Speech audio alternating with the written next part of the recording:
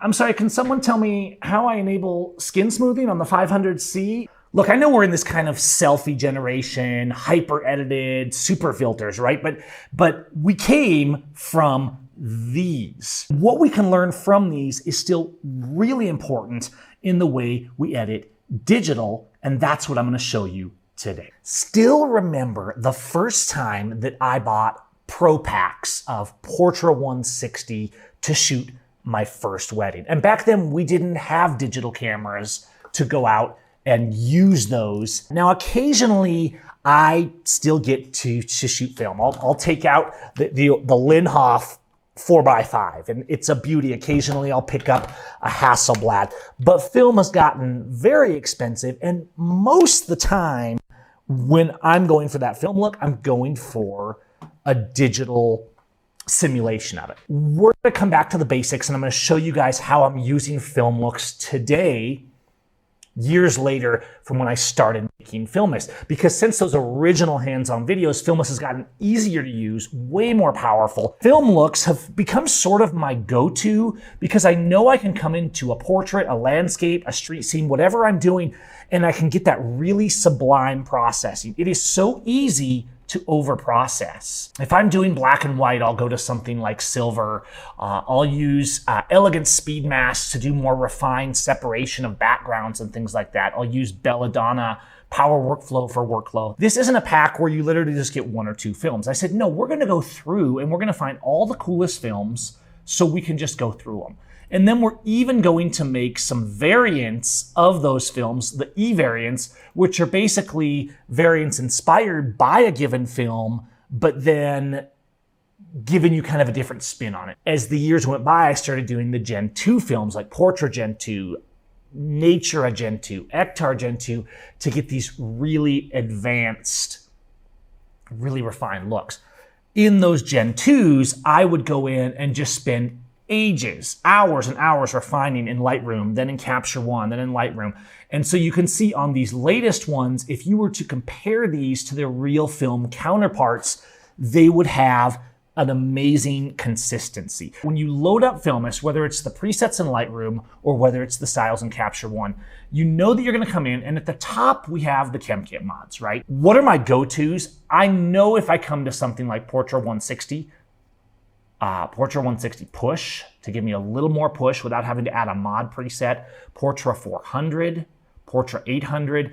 Each of these has distinct characteristics. I can do something like Ektar. The new Ektar is one of the most recent Gen 2s, and while it does bring out those red nuanced tones, you'll see that like real Ektar, if you develop it right, it's still gorgeous for portraits. So the Portras, right? The Portra 160 leans a little cooler and greener. The Portra 400 is rich and kind of perfect for everything and right in the middle. The Portra 800 is a little more streety. Then you go to things like Ektar and it has a little more reds. And if you're using real world Ektar, it's one of the few films along with Portra that you can still buy in the real world. And if you have a film camera, go shoot it. And then when you're editing your digital images, tell me how it stacks up. One of the reasons that once you start using film presets, and I think a lot of times people shy away from film presets, right? They'll go to my black and white presets, they'll use my creative effects like Belladonna, like Natural HDR. And then they'll say, no, I don't need film presets.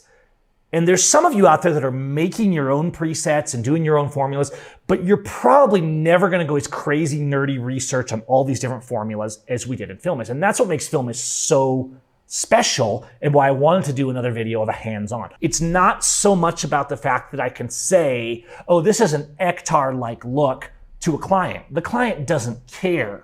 What I know is that I'm getting a nuance of color that's not just overdriving sliders. And the beauty of presets, and why I always come to presets, and why any legitimate pro editing app has presets and actions and things like that, or styles, all of these formulas, what you're seeing when I scroll over this panoramic of the Volkswagen on the street represents hundreds and hundreds of hours of refinement. Just like when you shoot a real film, it represents decades of science. So I can say, okay, I'm gonna do like an Agfa Flex look, Agfa Flex 45, more vintage. RSX, a little more modern, Vista, just kind of a subtle color nuance.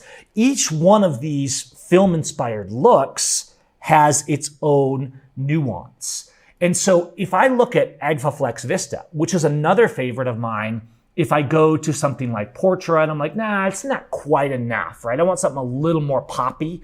I can go to something like Agfaflex, and even though it has an authentic filmic look, it has this nuance. It's not just taking saturation and driving it up. It's not just taking a contrast slider and driving it up. Let's go to something like Natura, which has a really strong, warm look. Remember, we can turn these up too. You can just turn up the intensity to make it more now in Lightroom, or you can turn it down. And in the same way, in Capture One, you could add a layer, right? And you could add the preset again, or you could put the preset on a layer and tone it down if you wanted it to be more subtle. Even if you're just downloading my free sampler pack of Filmus with Portra and Classic Neg Gen 2 and things like that to get started and play around and say, what's the big deal with film? The big deal with a film-inspired, a film-like look on digital that's done well, not that's just named after a film, but that's actually studied those films and is saying, no, we're gonna take that inspiration, we're gonna try and bring that over here, from here to here. The difference is not about the hashtag you can use. The reason you do this is because it's gonna give you a complexity and a color nuance that's at a completely different level. A few points of difference, yes, it does matter. And a lot of times we think in broad sweeps. Do I turn it up high or do I turn it down low? And when you start doing film calibrations, it's the opposite. I'm gonna do an Agfaflex, right? But it's dark. So now I'm gonna go up here to the ChemKit mods and do the push filmic, right? I'm gonna do a contrast push to do more contrast. I'm gonna do a contrast pull to do a little less contrast. I'm gonna change the ISO. I'm gonna do a tonal range bath, but I could say, nah, I'm gonna go to something like Provia, right? I'm gonna go something a little more modern, but look at that warm Provia-like look. And then I can do the same thing. I can do more micro contrast or less. So what you're doing when you come into Filmist is you choose a base recipe, right?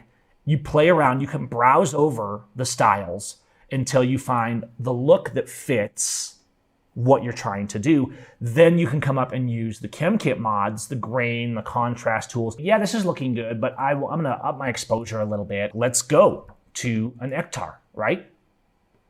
And the Ektar looks great. What's so neat about films is you saw a lot change when I applied the Ektar-like look, right? But it wasn't so much that when you look at this, you're gonna say, oh, you really cranked up the color grading.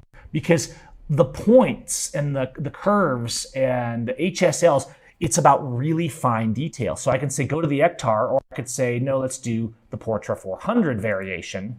A lot of people, I think, see film-like presets, and they're like, I'm not trying to copy the old days. I don't wanna be a faker, I don't wanna be a poser. And they say, I don't need film-like presets. If I'm gonna shoot film, I'll shoot film. To me, that's not the point of film-like presets. The point of film-like presets is to not ignore the well over 100 years of science and study and color refinement. We kind of got to this cutoff point where we got to digital and say, oh, now we can do whatever we want. We can turn the saturation up, we can turn it down, we can do selective color. But just because we can do whatever we want doesn't mean we should. But what I really want you to understand is when you go through Filmist, I want you to start seeing those color nuances, right? As you go down, whether it's a portrait look, a Kodachrome look, or whether it's some of the more concept looks that are a little bit more abstract, that are based on filmic looks, but may not exactly match up with an original. Whether it's, a lot of times people go to my silver presets for black and white, but in Filmist, the black and whites are actually designed to be subtle and mimicking the actual films. And so the differences you'll see in those might be less than the differences in presets that you might see in something like my silver presets. A lot of times people will come to me and they'll say, Gavin, I want like a description of all the presets. But in the film days, we could have a description of a film on the box, but what really made us masters with it was using that film and understanding its nuances and how it worked for us. And that's exactly how Filmist is going to do. So even if you just go download my free pack, and I'll put a link to that down in the description, you'll start seeing this pattern. You'll start seeing that even though the difference between one film and another is not absolutely crazy, the more you use it, the more that difference actually is kind of a big deal, because the difference between something like Agfa Flex 45, an Agfa Flex Vista, and then you can go to something like a classic neg, like a classic chrome, like a little more modern interpretations, a Fuji 400H, a Provia, an Ektar, a Portra.